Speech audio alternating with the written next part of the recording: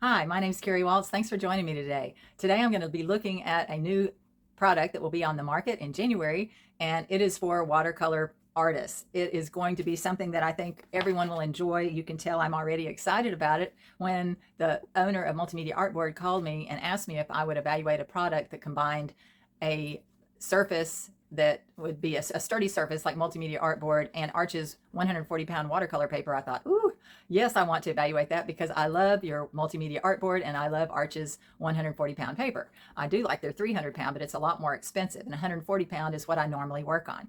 Most of my work is in journals, and it is not Arch's, but the weight of the paper is 140 pounds. And most of what I do is not flooding the paper because in journaling, I paint quickly, less water, close it up, go to the next spot and go from there. So when I'm working in my studio or possibly plein airing something larger, then that's when I want a surface that I can know is not going to buckle, which is not 140-pound paper unless you stretch it, or you can work on ampersand aqua board, which are a lot more expensive. So what I was excited about is the fact that when it came, it was thicker than the normal multimedia artboard. It's multimedia artboard's thinner than this. This is 3/16 of an inch, and this has the watercolor paper mounted on top, 140-pound Arches. So when I saw this and felt how firm it was and sturdy, that I was really excited because this won't require an additional board if you don't want to put an additional board.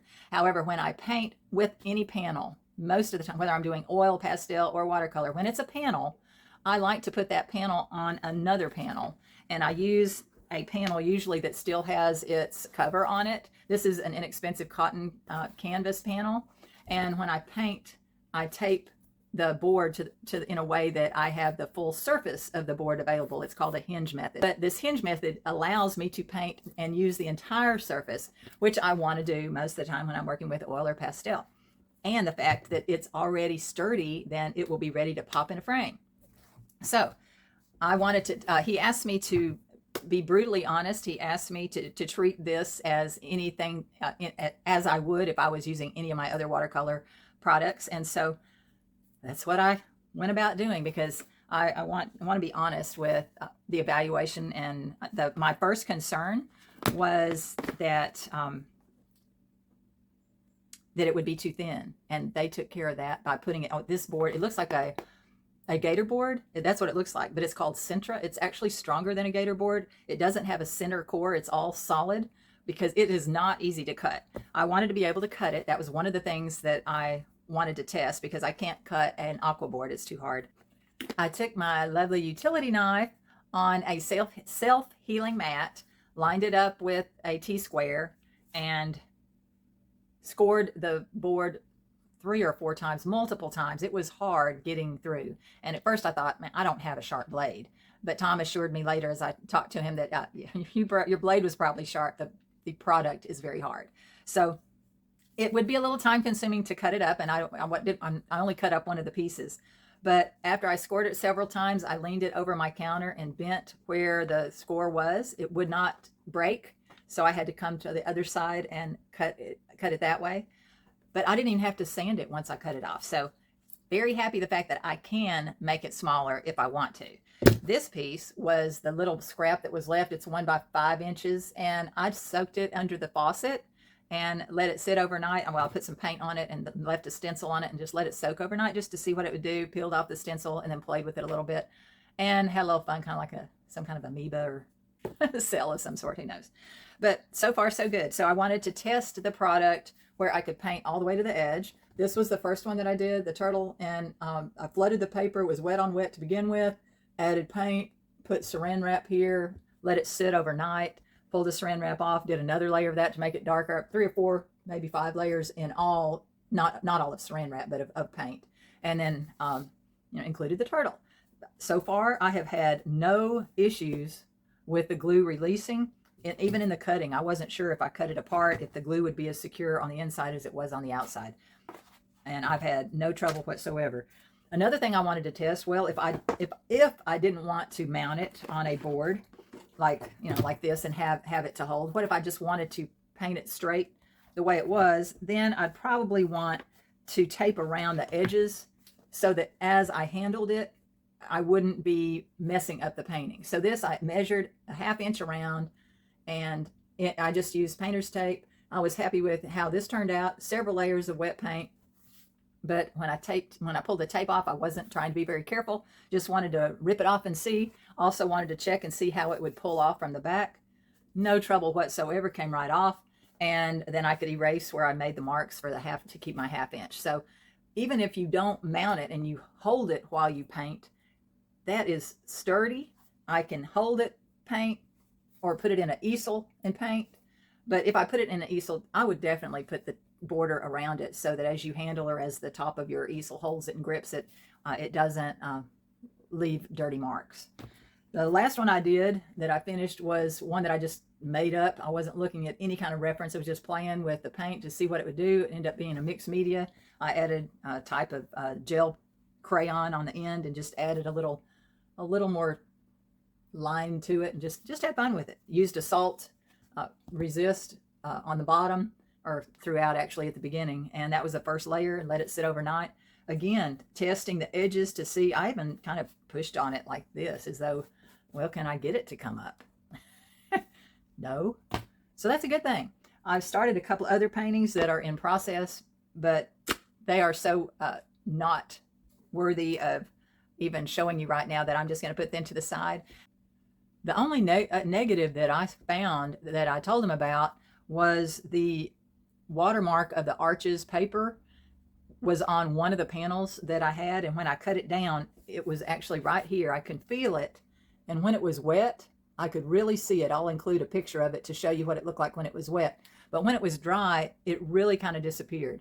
So I told him that it really didn't show up much at all when it was dry, but he said he can fix that. He can cut around the watermark so that there's not any on any of the panels that go out for the customer. So, hey, he's already solved the only problem that I came across. So I really hope this is a good product for that company. They've just been super nice to me, and whenever I needed anything, they've given me discount codes when I've taught classes for my students to order materials. And I didn't do this for, I just did it because I was curious of the product, and they said they'd compensate me for my time, which is nice, but they don't have to. But thank you again for asking me to evaluate this, and I hope it is a successful product for you, because I will certainly use it, and I'll tell other people about it. So if you're new to my channel and you found something helpful, please give me a thumbs up. Tell me ask me any questions if you'd like, and subscribe if you haven't. I'm really pleased how the channel has grown, and I'm going to continue offering you things that are of benefit. So, coming up in January is the Watercolor Live. And if you are not familiar with that, Google it, check it out. I attended the Watercolor Live last year. It's an online conference. It is 3 days of intense learning, and it is quite phenomenal. I've also I've also attended the Plein Air Live and the Pastel Live, and I've learned something on each of those. So I continually want to learn so that I can teach my students and stay ahead of them, hopefully, and create anytime I get a chance. So I hope you get to do that as well, and thank you for joining me today. I just received my package from Multimedia Artboard.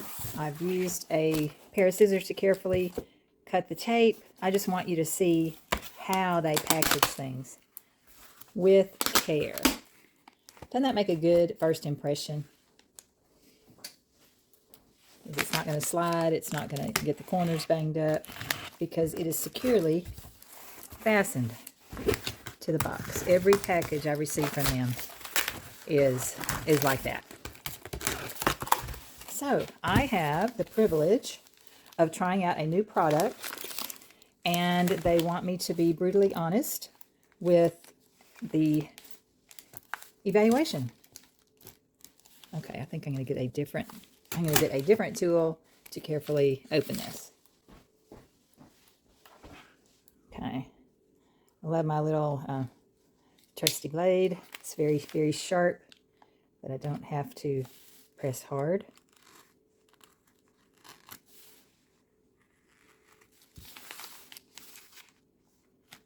Oops. I know I want to be careful. There we go. Once I get it started, then I can pull it back. But I have been asked to evaluate a new product that combines their Multimedia Artboard with Arch's 140-pound watercolor paper. Oh my word, those are two of my favorite products. How could I say no to that? And they wanted me to treat it like any other watercolor paper, paint on it the way I would paint, use it however I would use the other Arch's paper, cold press on 140-pound. So I'm excited. And again, look at this lovely wrapping. I mean, they're just so thorough. I've got to find the end or either cut it open. I can usually find the end and get it started. I got to figure out what's on top. What piece is on top? Anyway, I really like how they take care of their merchandise. They want you to know it's precious, well made, but man, I'm so excited to try this because the regular Multimedia Artboard beads up just a little bit when you work with it in watercolor. If you dampen it with water first and let it sit for a minute, then the sizing will loosen a little bit and absorb the paint a little bit more like a traditional watercolor paper. But Arch's is my favorite, and I prefer the 140-pound. Cold press has a little texture, which I like. Oh, wow. Look at this. Wow. These are three panels, I believe. Let's see. That's the case. That's really, really sturdy. Ooh. 2 panels in each. Very nice. I like that. All right, that's a little thicker. That's a little thicker than their regular multimedia board. It looks like a thin gator board, actually, but hey, wow. Mounted. Can't wait to try it. So I get six different tries at this product. Yay! Being mounted, you don't have to stretch it, and it should not warp at all. The only concern that they had is the glue that holds the paper might not hold securely enough, and that was one thing that they hoped my testing would prove one way or another.